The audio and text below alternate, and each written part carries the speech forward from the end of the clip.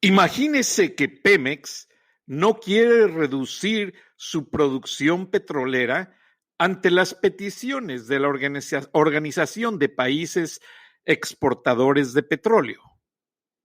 Ya los precios están muy bajos a raíz de que la Liga Árabe y esta organización bajaron los precios. Además, algo muy riesgoso, en el sector maquilador cierran una maquiladora que produce los respiradores para ayudar a sobrevivir a los enfermos de coronavirus-19. Bienvenidos a Irreverente Charlas de la Noche. Plácido Garza nos tiene dos exclusivas. Buenas noches, Plácido. Sí, buenas noches, Frank. Pues mira, lo primero que me gustaría abordar, si te parece bien, es lo que está relacionado con la participación que tuvo México en la reunión virtual de los países dentro de la OPEP, la Organización de Países Exportadores y Productores de Petróleo. Como todos sabemos, México no es parte de esa organización, pero es un país invitado debido a la relevancia de los negocios que se están manejando. Es importante mencionar que en la OPEP, Venezuela, Irán y Libia también están excluidos debido a la caída en su producción. Yo creo que no va a faltar mucho para que a México le suceda lo mismo por la situación que estamos viviendo relacionada a la ineficiencia de las refinerías que operan en México. Eso todo el mundo lo sabe. Entonces, el tema más importante es lo relacionado a cuál fue la actitud que mostró la representante de México en esa reunión virtual, en donde todos los países habían acordado reducir la producción a un número determinado de barriles de crudo en su producción diaria. Todos los países estaban alineados en que había que hacer ese recorte.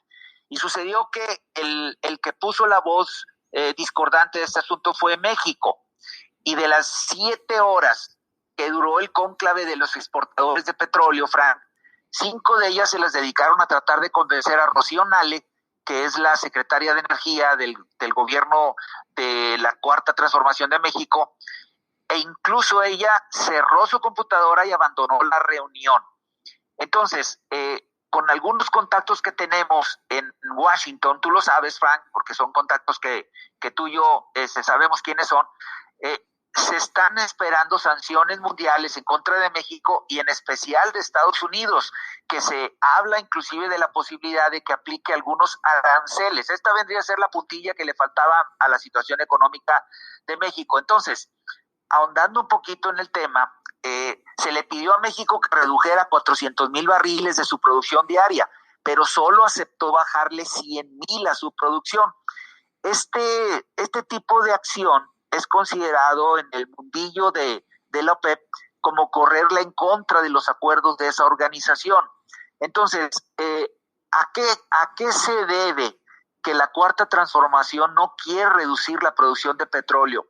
Bueno, pues la razón es muy sencilla, porque resulta que López Obrador está emperrado en construir la refinería de Dos Bocas, allá en el sureste mexicano, y si se une al acuerdo de la OPEP de reducir a esos niveles su producción diaria de crudo, ¿cómo va a justificar el gobierno de la Cuarta Transformación los miles de millones de dólares que se van a gastar o ya se están gastando en esa obra? Entonces, yo tuve oportunidad de tener acceso a una información muy importante que pude detectar por parte de una agencia que se llama Intelligence Energy, de un especialista que se llama Avir Rajendran, en donde criticó que el gobierno de México quiera defender que la producción de Pemex aumente para las refinerías del país cuando éstas operan, cuando mucho, Frank, al 40% de su capacidad. Entonces, en el análisis de este especialista se habla de que la situación de México es totalmente absurda, porque la demanda es aún peor ahora, y entonces la economía mexicana cayendo a niveles del 10% en los próximos meses de este año, se va a comer prácticamente ese corte. O sea, México propuso reducir su producción en 100,000 barriles diarios. Y también resulta que hay otro reporte que viene muy aparejado con este, de un especialista que se llama Adriel Calcanio, de una organización que se llama IHS Markit, que consideró que la reacción de Rocío Nale está poniendo en evidencia la falta de una estrategia, ya que todos sabían que la reunión era para acordar recortes. Entonces, con esto que te estoy planteando, Frank, sí me gustaría mucho saber cuál es la reacción de los Estados Unidos, nuestro principal socio comercial, ante esta corrida que acaba de ejecutar el gobierno de López Obrador en contra de los acuerdos previamente establecidos de la OPEP. Mira, Plácido, ya desde anoche en la madrugada, analistas del Wall Street Journal en mercados petroleros estaban apuntando de que ese excedente de 300,000 barriles, que va a ser un excedente porque México no quiere rebajar esa producción, no van a tener ni siquiera en dónde almacenarlos. Entonces, eso va a acarrear problemas no solamente comerciales para México, sino también de carácter técnico. Aparte, ya se ha hablado mucho en Washington que Donald Trump no está contento con el TEMEC y que hay acuerdos, principalmente en el renglón energético petrolero, que tienen que ajustar.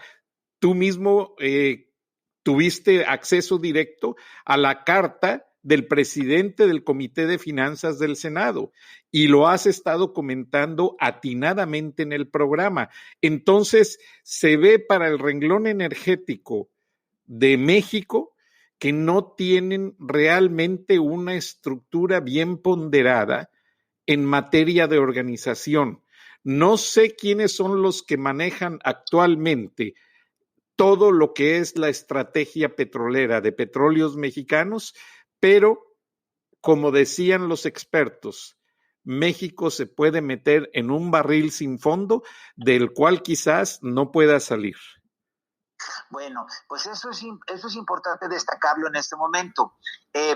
Reuní evidencias de las reacciones que produjo esta decisión por parte del gobierno mexicano relacionado con los precios del petróleo y pude tener acceso a un análisis que realizó Pablo Zárate, que es un consultor senior del FTI Consulting, que es una firma muy acreditada a nivel mundial en todo lo que tiene que ver con el manejo de los precios del petróleo en el mundo. Y entonces, él está estableciendo en este momento que la manera en la que Rocío Nale se salió de la reunión, porque prácticamente votó la reunión, ¿sí? Está aislando a México y lo pone en una situación de no cooperativo, Frank. Y esto puede tener repercusiones serias en el mercado en contra de la misma mezcla del crudo mexicano. Entonces, este analista explicó en una información que envió a empresas que forman parte de su portafolio de clientes, que son empresas muy selectas transnacionales en México y en muchas partes del mundo, estableció que es muy preocupante para los inversionistas que en México se tomen este tipo de decisiones que son totalmente viscerales, porque con tan poca planeación quedó evidenciada la manera improvisada en que todo el asunto del petróleo se está manejando en México. Entonces, la interpretación que yo le doy al análisis de Zárate es que no es solo el hecho de no haber podido acordar reducciones en los mismos niveles que otros países están acordando, sino que México llegó inclusive, fíjate cuál fue la postura, llegó a la reunión con el propósito de sorprender a los miembros de la OPEP. Entonces, yo quisiera decir esto de una manera muy enfática. Si México estaba comprometido con no ofrecer recortes tan significativos, ¿por qué diablos no mandó señales previas, de tal manera de que pudiera alertar a los otros países de cuál era su postura? Entonces, esto es una redención del rol histórico de México, Frank, que como país petrolero siempre había buscado facilitar y construir acuerdos. O sea, ser una de las voces colaboradoras en la arena internacional es muy importante porque este tipo de reputación deriva hacia otros aspectos de relaciones internacionales, todos lo sabemos. O sea, si tú te llevas mal con los jugadores que controlan el mercado mundial del petróleo, pues ¿qué puedes esperar de ellos? No solamente es que te castiguen con todo lo que tenga que ver con el crudo mexicano, sino que ellos están conectados con los bancos más poderosos del mundo, con las instituciones de crédito, con los clientes que le compran a países en desarrollo como México. Entonces las repercusiones pueden ser de niveles catastróficos. Entonces, México, para fines prácticos, se negó a aceptar ese recorte en la producción de crudo por 400,000 barriles diarios. Entonces, que corresponde al 23% del nivel que alcanzó en octubre del 2018, o sea, el 23%, y que cada país había aceptado aplicar como una especie de cuota para poder hacer que el precio del petróleo se recuperara. ¿Cómo ves, Frank, esto? Es un presagio, Plácido, y me voy a anteponer un poco al juego de palabras en inglés. Tú sabes, los americanos, en cuestión de análisis, dejan ir muchas cosas de trasfondo. Y una de las cosas que me impactó y estaba esperando a que tú terminaras a delinear tan objetivamente este punto de vista que nos acabas de dar, es que los analistas, y no son cualquiera, del Wall Street Journal, dijeron, bueno, México no quiere reducir, mencionaron los proyectos de la refinería, sin decir que se trataba de Dos Bocas, pero todos sabemos que es esa refinería. Estados Unidos está en una postura, aunque la OPEP y los países árabes siempre le han tenido mucho respeto porque es el principal consumidor, y ese respeto viene, de acuerdo a lo que dijeron los analistas, a que Estados Unidos produce toda la tecnología y la maquinaria para refinar y perforar en aguas profundas. Entonces, si México se pone a jugar con esta situación, abandonando las reuniones con la OPEP, los analistas dicen que México posiblemente no tendría dónde refinar ese excedente que ellos no quieren reducir. Y quizás, lo que es peor, no habría quien se lo comprara y a ver dónde lo almacena. Bueno, pues ahí hay un doble problema. El primero tiene que ver con cuestiones netamente políticas, en donde de manera clientelar, de manera electorera, López Obrador insiste en hacer la refinería de Dos Bocas cuando las refinerías que actualmente operan en México, todas las 9 que operan en México, están trabajando al 40% de su capacidad. O sea, ¿en qué cabeza cabe, Frank, que quiera construir una nueva refinería cuando las que tiene están trabajando a la mitad de su capacidad? Lo que sucede es que detrás del proyecto alucinado de la refinería de Dos Bocas está el efecto que López Obrador está buscando desde que llegó a la presidencia y desde antes, cuando era candidato. O sea, congraciarse con las masas, ofreciéndoles espejitos en donde les dice que va a haber 2 millones de empleos que se van a crear en el próximo año, cuando yo personalmente hablé con 3 líderes empresariales importantes de la iniciativa privada y me dijeron que ni en sueños se van a conseguir esos objetivos de 2 millones de empleos, y menos con una acción tan poco concertada por parte del gobierno mexicano de negar las prórrogas fiscales que los empresarios están buscando. Entonces, ¿qué es lo que está haciendo López Obrador? Está utilizando como una bandera política electorera clientelar para ganarse adeptos con miras al 2021. Está utilizando el proyecto de Dos Bocas para hacerle creer a la gente que ahí se van a fomentar muchas fuentes de empleo. Pero eso no es cierto, porque en primer lugar, Dos Bocas, si es que se llega a terminar, van a pasar 2 años, si bien nos va. En 2 años, ¿quién sabe si exista México, Frank? A cómo viene la cosa. Imagínate tú que se sepa, ni en la Gran Depresión de los años 20 hubo países que se recuperaron del todo, ya no te digo del todo, a la mitad, ¿sí? Cuando sus PIBs cayeron hasta el 15%. Se está vislumbrando, según Bloomberg y según muchas casas certificadoras muy acreditadas, que la caída del Producto Interno Bruto de México, con estas medidas tan erráticas que se están tomando en materia económica, en donde no quieren usar el crédito que bancos mundiales le ofrecen a México. Debido a eso, se está vislumbrando una caída de casi el 12-15% del Producto Interno Bruto. Entonces, el gobierno de López Obrador no quita el dedo del renglón relacionado a hacerle creer a la gente, a los ingenuos que votaron por él, que ya muchos ya desertaron, porque yo les llamo los amloístas conversos, pero hacerles creer que con este tipo de proyectos, más el Tren Maya, más el aeropuerto de Santa Lucía y un par de proyectos más alucinados como el tren que va de México a Toluca, el país va a generar los empleos que necesita. El problema es que muchos todavía se lo están creyendo. Insisto, cada vez menos. Pero ante toda esta situación, pues es obvio, él no le sabe a la cosa económica, él no le sabe a la estrategia financiera. La gente que tiene a su alrededor no son lo bueno que él cree o que él nos está haciendo creer.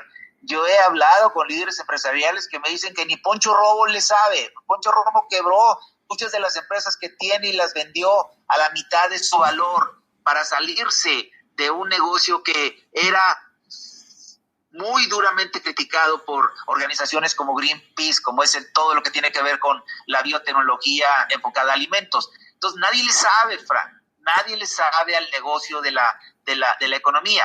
Entonces, todo tiene un objetivo: ganar las elecciones intermedias del 2021, obviamente preservar el poder, pero pues obviamente dentro de todo está también puesto lo que ya Carlos Salazar, el presidente del CC, puso en la mesa, la revocación de mandato, que vendría a ser una especie de juicio para poder darle al mexicano, si es que no amañan esas famosas consultas populares, darle al mexicano el poder de decisión en lo que tiene que ver con el hecho de que si queremos que siga López Obrador al frente del gobierno. Entonces, todo esto que es tan técnico y científico, como es lo que se refiere a la economía relacionada con el petróleo, lo están manoseando de tal manera, de tal forma, que el tufo político, ideológico, místico del chamán fugado del Zócalo que finge como presidente en el Palacio Nacional,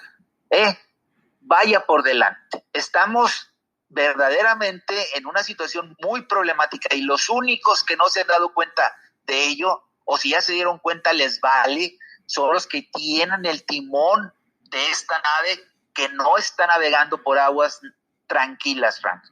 No, y tomemos en cuenta la referencia política que converge con tu análisis. José López Portillo tampoco supo manejar la política petrolera. En el problema con el GATT y la OPEP, México se fue abajo y no solamente en la producción petrolera, en la conversión del peso ante el dólar, y eso causó un efecto dominó que afectó a todos. Pero ahora lo que yo veo es que ya hay expertos que estudian más la economía en México. Los organismos empresariales no se han quedado de brazos cruzados y ya no van a esperar a una versión oficialista. Ya pueden cuestionar, ya pueden mantener ese análisis, y así como hay esas refinerías completamente operando con equipo ya muy paupérrimo, muy viejo, parece ser que lo que se quería ver en Dos Bocas es una refinería de primer mundo, de poco personal y que produzca muchos derivados, gasolinas, aceites, etcétera. Pero aquí el problema es que trasciende entre los círculos políticos acá en Estados Unidos de que tienen el temor de que el gobierno de López Obrador quiera renacer el acuerdo de San José, quiera renacer ciertas cosas en las que le da productos ya procesados, derivados del petróleo, a Cuba y a Nicaragua, que son países que están siguiendo una mera tónica de aplastamiento en los derechos civiles, en la democracia, y eso va a afectar mucho la relación con Estados Unidos. Bueno, pues así es. Yo también así lo veo. Aquí el meollo del asunto es que en tiempos difíciles, Frank, tendemos a dejar que las emociones se adueñen de nosotros. Los que de alguna manera se supone están preparados para conducir las riendas de un país, pues no deben de caer en esto que acabo de explicar. Pero yo no veo en la postura del presidente y en la acción del séquito de ujieres que tiene alrededor, yo no veo que se estén saliendo más allá del terreno de las emociones. O sea, le están hablando a la emoción del pueblo, le están hablando a lo más débil que tiene el ser humano para tomar decisiones, porque todos sabemos que lo último que uno puede hacer al tomar una decisión es consultarlo con sus emociones. Para eso está la cabeza, y en última instancia lo último que se tiene que usar pues es el estómago. Entonces este hombre sigue viendo moros con tranchete por todos lados, se siente amenazado en un casi cuadro clínico de esquizofrenia, porque prácticamente todo lo que está ocurriendo de mal en el país, él se lo achaca al pasado. Entonces, aquí estamos ante una situación muy grave en el sentido de que nos estamos enemistando o la estamos jugando en contra de países muy poderosos que tienen muchas maneras de hacernos a un lado. Ya no digo de afectarnos, ya no digo de dañarnos de forma deliberada, simplemente hacernos un lado. Ahorita existe un mercado de oportunidades en donde muchos países que están pujando por ponerse en el radar de los grandes compradores del mundo, nos van a ganar la partida. Ahí tienes a la India, ahí tienes, por ejemplo, países como Corea del Sur, que ya siendo un país altamente desarrollado, quiere más. Nos están dejando en la cola, Frank. Las economías emergentes, Plácido, y México que pudiese aprovechar una gran oportunidad en cuestión de maquilador, su gran posición de país maquilador. ¿Qué está pasando en el renglón de las maquiladoras? ¿Está haciendo México algo importante para mantener la actual planta productiva de maquiladoras y atraer más capitales? ¿Qué pasa, Plácido? Bueno, pues te voy a dar un caso muy concreto. Anoche, un director de una empresa que se llama Smiths Medical, a quien yo conocí hace 10 años en Tijuana, ahora él está retirado, lo jubilaron. Smiths Medical es una maquiladora muy importante en lo que se le llama el corredor industrial Tijuana-Mexicali. Esta empresa fabrica productos para los hospitales de Estados Unidos, es una maquiladora. Y como toda maquiladora, en los acuerdos que ya existen desde hace muchos años, las maquiladoras mexicanas están utilizando materia prima de los Estados Unidos que se mete al país como una importación temporal y que tiene que regresarse a los Estados Unidos convertida en producto terminado. Esta es la definición de una clásica maquiladora. Bueno, Smiths Medical fabrica respiradores, precisamente los respiradores que tienen que ser instalados en las camas para atender a pacientes con enfermedades neumónicas. Específicamente el coronavirus entra en esa categoría. Bueno, Smiths Medical como maquiladora tiene toda su producción vendida en lo que resta del año, según me dijo este director jubilado, toda su producción ya la tiene vendida hacia sus clientes en los Estados Unidos, inclusive la tiene pagada, Frank. Y más ahora que ya se convirtió en una prioridad el equipo de los respiradores.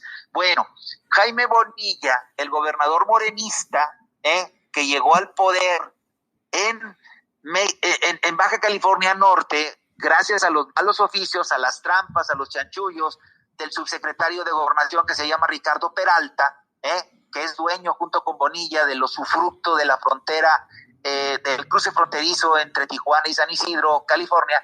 Bueno, Jaime Bonilla, el gobernador que extendió su mandato en una consulta popular amañada también, fíjate lo que acaba de hacer, paró a Smiths Medical con el pretexto de que no es una empresa que esté fabricando en este momento productos esenciales para México. Lo que Bonilla quería es que gran parte o todos los respiradores que Smiths Medical está fabricando para los Estados Unidos, porque es una maquiladora, se quedaran en México. O sea, este tipo no sabe nada del asunto, no sabe nada de lo que significa un acuerdo comercial mediante el cual se rige el funcionamiento de las maquiladoras.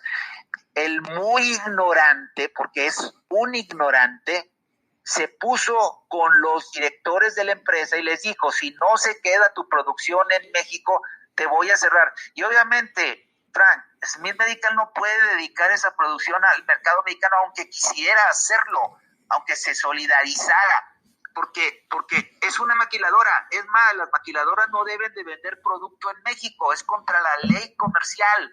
Entonces Bonilla cerró la planta y de esa manera se está privando al mercado principalmente californiano, de la zona de Los Ángeles, San Francisco, se está privando a ese mercado de respiradores que ahorita el gobierno norteamericano necesita. Entonces, fíjate las decisiones que se están tomando en el terreno comercial, económico y financiero cuando el tufo político interviene. ¿Qué está buscando con esto Bonilla?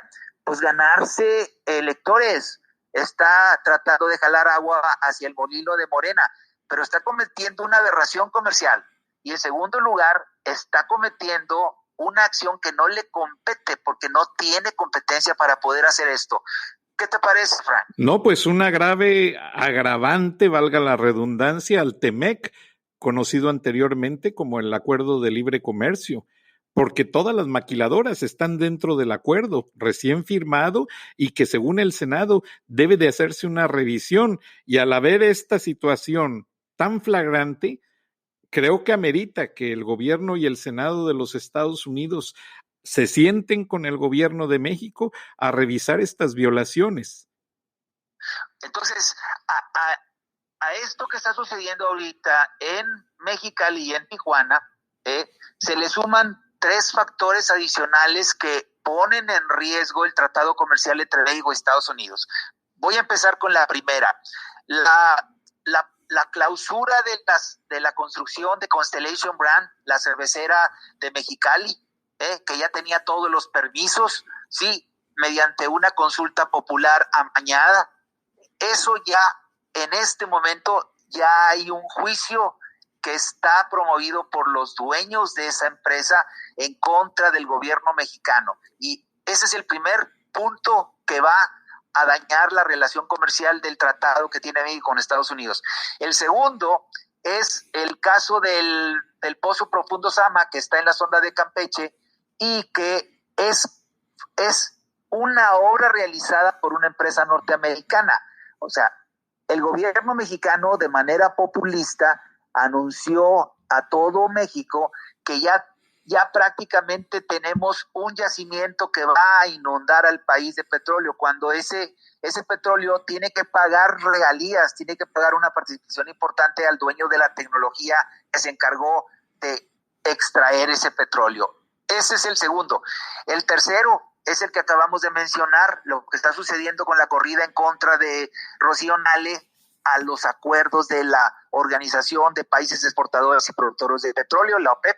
Y el cuarto, último, una maquiladora a la que no le dejan hacer su jale, no la dejan hacer su trabajo para que envíe los respiradores a los Estados Unidos, porque el ignorante gobernador Jaime Bonilla de Baja California quiere que la producción se quede en México. Esos 4 factores ya le meten ruido al Tratado Comercial de México con Estados Unidos, Frank. Un minuto, Plácido. ¿Qué pronóstico agravante le ves a la estabilidad de la normatividad política bilateral entre México y Estados Unidos? Bueno, pues por más esfuerzos que uno haga por ver las cosas en forma optimista, se topa con la realidad de todos los días. Estamos verdaderamente haciendo agua en el terreno del manejo de la crisis del coronavirus, porque la gente sigue pensando, esa es la percepción que se siente en el ambiente de que no nos están dando los números reales. Ese es el primer dato. El segundo, traemos un problema grave que se está gestando una tormenta perfecta en materia económica.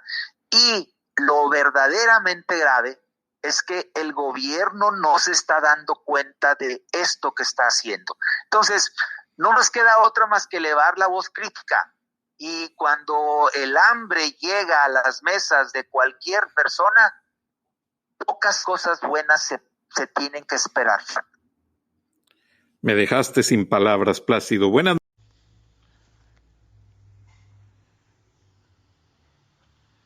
Irreverente. Charlas de la noche con Plácido Garza y Francisco Durán Rosillo.